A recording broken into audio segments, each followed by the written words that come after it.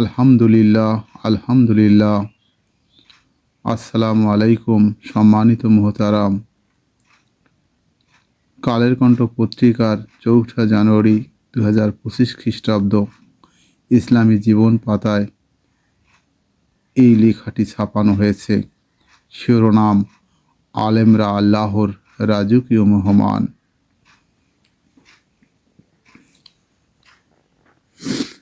লেখক মাওলানা হাফেজ আল আমিন সরকার। আল্লাহ রাব্বুল আলামিন মাওলানা হুজুরকে উত্তম বিনিময় দান করুন। বিসমিল্লাহির রহমানির রহিম। জগতের সৃষ্ট সন্তান আলেম সমাজ। সাধারণ মানুষ আলেমদের অনুসরণকেই আখিরাতের মুক্তির পাথেয় মনে করে। আলেমদের মর্যাদা সম্পর্কে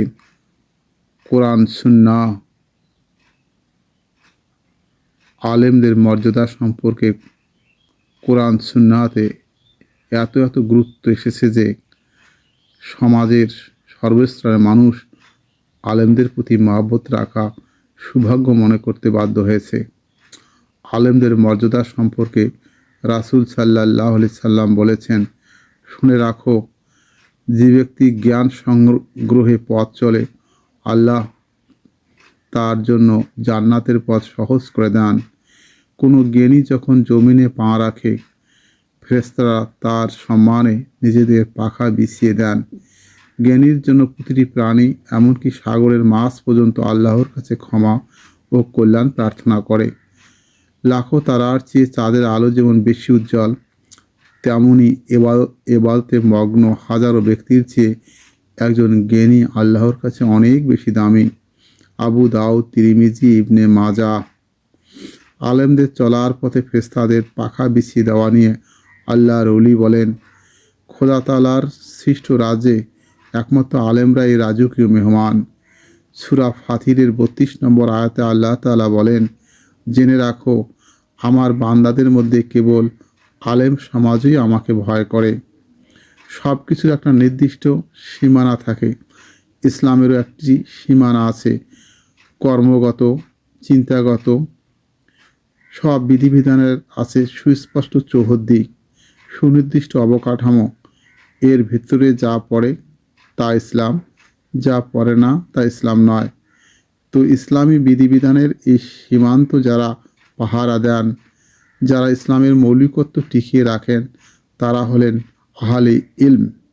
তারা হলেন নবীদের ওয়ারিস।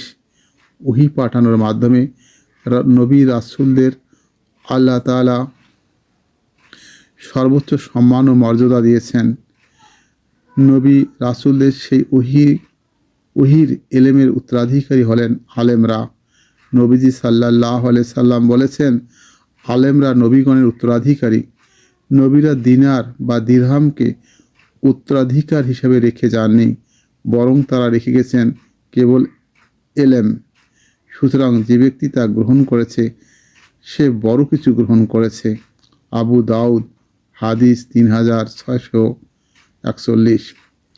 আলেমদের মর্যাদা বেশি হওয়ার কারণ হলো তাদের কাছেই মানুষ লাভ করে কোরআন সুন্নাহর জ্ঞান, চিনতে পারে প্রভুকে, মানুষ খুঁজে পায় নিজের আসল পরিচয়, শিখতে পারে আল্লাহর বিধিবিধান, জানতে পারে হালাল হারাম। তাদের সংস্পর্শে সেই অন্ধকার জগতের মানুষ সন্ধান পায় আলোকিত জীবনের। মৃত্যু হৃদয়গুলো হয় পুনরুজ্জীবিত। দুনিয়ার ভোগবিলাসে উন্মত্ত মানুষ আখিরাতমুখী জীবন ধারণ করে। তারা পৃথিবীর জন্য রহমত, তারা উম্মতের জন্য বরকত, পরম হিতৈষী, মঙ্গলকামী। তাদের কাছে ইসলাম সবার আগে। আল্লাহ তাআলা আলেমদের বানিয়েছেন নিজ একত্ববাদের অন্যতম সাক্ষী হিসাবে। ইরশাদ হয়েছে, আল্লাহ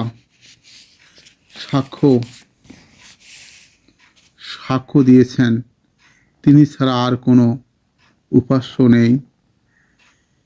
ফেরেশতারা এবং ন্যায়নিষ্ঠ আলেমরাও সাক্ষ্য দিয়েছেন যে তিনি ছাড়া আর কোনো ইলাহ নেই। সূরা আল ইমরান আয়াত 18। কোরআনে আল্লাহ ও তার রাসূলের আনুগত্যের সঙ্গেই নির্দেশ দেওয়া হয়েছে আলেমদের আনুগত্য করার জন্য। আল্লাহ বলেন, হে ঈমানদাররা, তোমরা আল্লাহর নির্দেশ মান্য করো, অনুসরণ করো রাসূলের, এবং তোমাদের মধ্যে যারা কর্তৃত্ব সম্পন্ন ন্যায়পরায়ণ শাসক ও আলেম তাদের।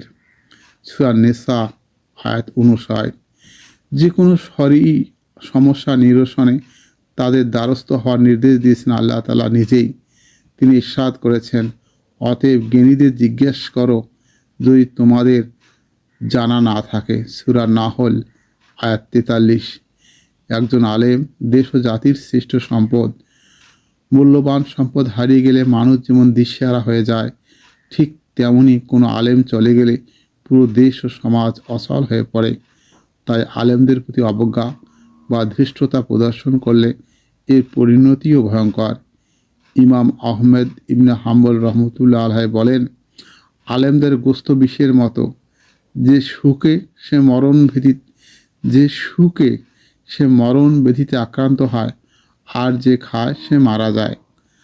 যাদের আল্লাহ সম্মান দিয়েছেন তাদেরকে অসম্মান করলে আল্লাহ বরদাস্ত করেন না। রাসূলুল্লাহ সাল্লাল্লাহু আলাইহি ওয়াসাল্লাম বলেছেন, আল্লাহ বলেন, যে ব্যক্তি আমার কোনো ওলির সঙ্গে দুশমনি রাখবে, আমি তার সঙ্গে যুদ্ধ ঘোষণা করব। বুখারী হাদিস 6502। লেখক, প্রতিষ্ঠাতা, পরিচালক সর পাথুলিয়া সালমান ফার্সি রাদিয়াল্লাহু আনহু মাদ্রাসা গোয়াজারিয়া মুন্সিগঞ্জ। আল্লাহ আমাদেরকে প্রাজ্ঞ আলেমদের সম্মান করার, তাদেরকে মহব্বত করার, তাদের সোহবত লাভের তৌফিক দান করুন। আল্লাহুম্মা আমিন। আল্লাহুম্মা সাল্লি আলা মুহাম্মদ ওয়া আলা আলি মুহাম্মদ। আসসালামু আলাইকুম ওয়া রাহমাতুল্লাহি